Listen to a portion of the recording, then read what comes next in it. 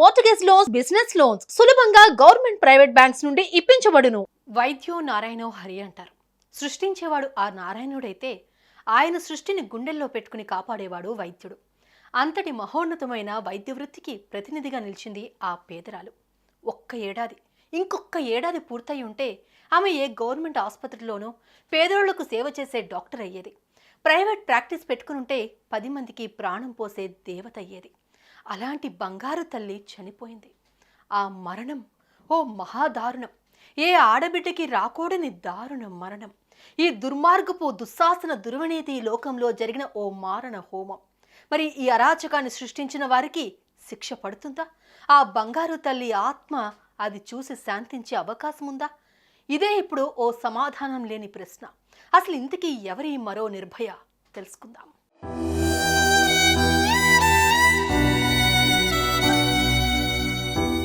కోల్కతా మహానగరం నుంచి కొన్ని కిలోమీటర్లు ప్రయాణిస్తే ఓ ఇరుకైన గల్లీలో ఉంది కీచుకల చేతికి చిక్కి కకావికలమైపోయిన ఈ కోల్కతా లేడీ డాక్టర్ ఇల్లు.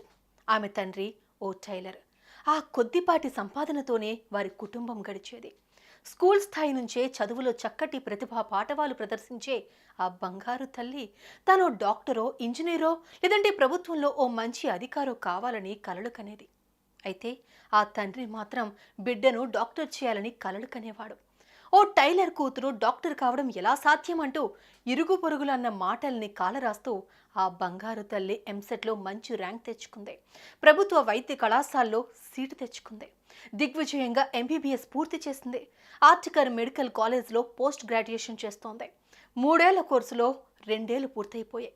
ఇంకొక సంవత్సరం అయితే ఆమె డాక్టర్గా ఏదో ఒక జాబ్లోనో లేదంటే ప్రైవేట్ ప్రాక్టీసో పెట్టుకునే అవకాశం ఉండేది.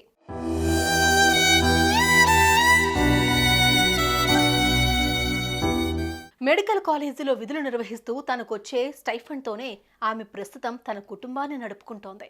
అనారోగ్యంతో బాధపడే తన తండ్రిని జాగ్రత్తగా చూసుకుంటోంది. బిడ్డకు 31 ఏళ్ళు వచ్చాయి. జీవితంలో స్థిరపడబోతోంది. ఆమెకు పెళ్లి చేసి ఆ ముచ్చట కూడా చూసేస్తే తమ జన్మకి ఇంకేమీ కోరికలు లేవనుకున్న ఆ బంగారు తల్లిదండ్రులు ఓ మంచి సంబంధం చూశారు. అది దాదాపు కుదిరిపోయింది. పెళ్లికి కావాల్సిన ఖర్చు కోసం తనకొచ్చే జీతంలో కొంత మొత్తాన్ని దాచుకుంటోంది. తల్లిదండ్రుల మీద సాధ్యమైనంతగా పెళ్లి భారం పడనీయకూడదన్న కృతనిశ్చయంతో పైసా పైసా పొదుపు చేసుకుంటూ ఓ మంచి వైవాహిక జీవితం కోసం, డాక్టర్గా ఓ మంచి భవిష్యత్తు కోసం కలలు కంటోంది.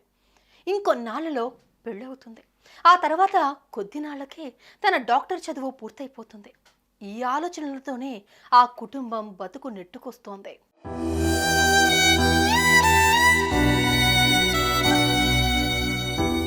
అంతా అనుకున్నట్టుగానే జరుగుతోంది అనుకుంటున్న సమయంలో ఆమె జీవితం ముక్కలైపోయింది.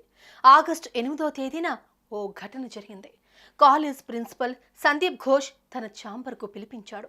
అక్కడ వారిద్దరి మధ్య ఏదో వాదన జరిగింది. ప్రిన్సిపల్ రూమ్ నుంచి బయటకు వచ్చిన ఆ డాక్టర్ అమ్మ ముభావంగా ఉండిపోయింది. ఆ తర్వాత ఇన్ఛార్జీల ఆదేశంతో పక్క రోజంతా ఆమె డ్యూటీ కంటిన్యూ చేయాల్సి వచ్చింది. ఆగస్టు 9 రాత్రి ఆమె తనతో కలిసి చదువుకునే ఓ 4 మగ డాక్టర్లతో కలిసి మెట్లెక్కడం సీసీటీవీ ఫుటేజ్లో కనిపించింది. సరిగ్గా 2:30 గంటల తర్వాత ఆ 4 డాక్టర్లు తిరిగి మెట్ల మీద నుంచి దిగువకు రావడం కనిపించింది. ఆ 2:30 గంటల సమయంలోనే ఊహించని ఘోరం జరిగిపోయింది. మాటల్లో వర్ణించలేనంత మహాదారుణానికి ఆ యువతి బలైపోయింది. ఆమె మీద సామూహిక అత్యాచారం జరిగిపోయింది. అత్యాచారం చేయడమే కాదు, ఆమె ప్రాణం తీసే ప్రయత్నం జరిగింది. ఆ రాక్షసుల దాడితో ఆమె ముఖం, శరీరం ఛిద్రమైపోయింది. మెదడులో రక్తం గడ్డకట్టుకుపోయింది. తెల్లవారి డ్యూటీకి వచ్చిన సిబ్బందికి సెమినార్ హాల్లో ఆ బంగారు తల్లి అర్ధనగ్నంగా రక్తపు మడుగులో పడి కనిపించింది.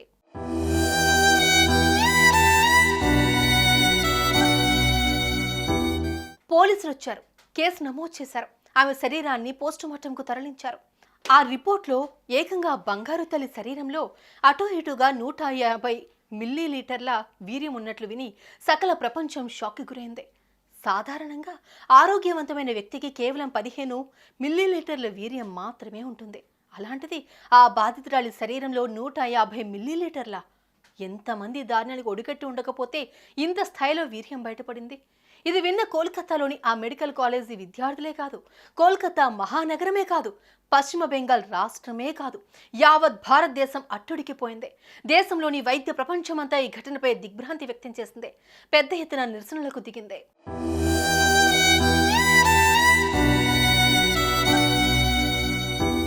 ఈ ఘటన జరిగిన వెంటనే కాలేజ్ ప్రిన్సిపల్ సందీప్ ఘోష్ ఆమెది ఆత్మహత్యలా ఉందంటూ మీడియాకు ఓ స్టేట్మెంట్ ఇచ్చేశాడు.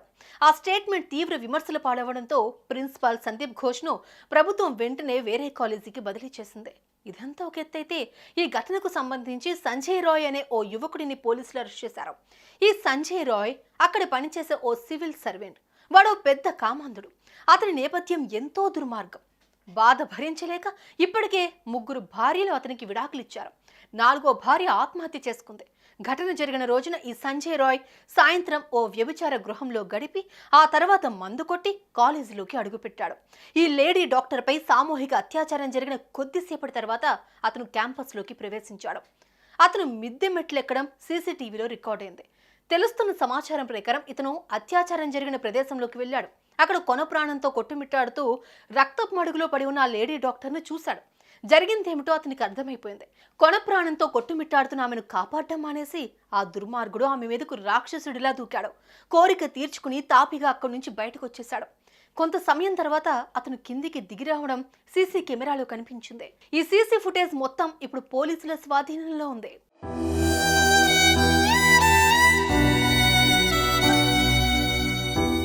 మొత్తానికి ఆ కాలేజీకి సంబంధించిన ఓ భయంకరమైన విషయం ఏదో ఆ లేడీ డాక్టర్కి తెలుసుంటుందని, దాన్ని పాతాళానికి తొక్కేయడంతో పాటు తమ కామవాంఛను కూడా తీర్చుకుని ఆమెను కొందరు కలిసి మట్టు పెట్టేసినట్లు బయట ప్రపంచమంతా అనుకుంటోంది. దేశవ్యాప్తంగా సంచలనం రేకెత్తించిన ఈ కేసు విచారణకు ప్రభుత్వం సిట్ ఎంక్వైరీకి ఆదేశించింది. మరోవైపు ఈ కేసును సుప్రీంకోర్టు సుమోటోగా స్వీకరించింది. ఇంకోవైపు ఆ బంగారు తల్లి జీవితాన్ని నిర్దాక్షిణ్యంగా చిదిమేసిన ఆ రాక్షసులెవరో తెలుసుకునేందుకు సిబిఐ కూడా రంగంలోకి దిగింది. ఇక్కడ కొన్ని ప్రశ్నలకు సమాధానం దొరకాల్సిందే.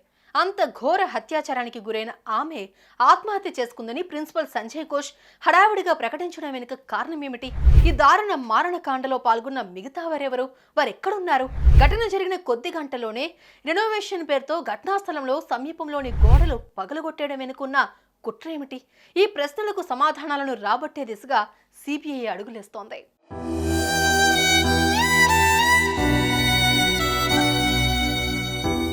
అఫ్కోర్స్ ఎవరు నేరం చేశారో వాళ్ళని పట్టుకోవచ్చు, వారికి పెద్ద శిక్షలే పడవచ్చు. అయితే దశాబ్దాల పాటు నానా కష్టాలు పడి ఓ ఆడబిడ్డ సృష్టించుకున్న బంగారు భవిష్యత్తు తిరిగేలా వస్తుంది?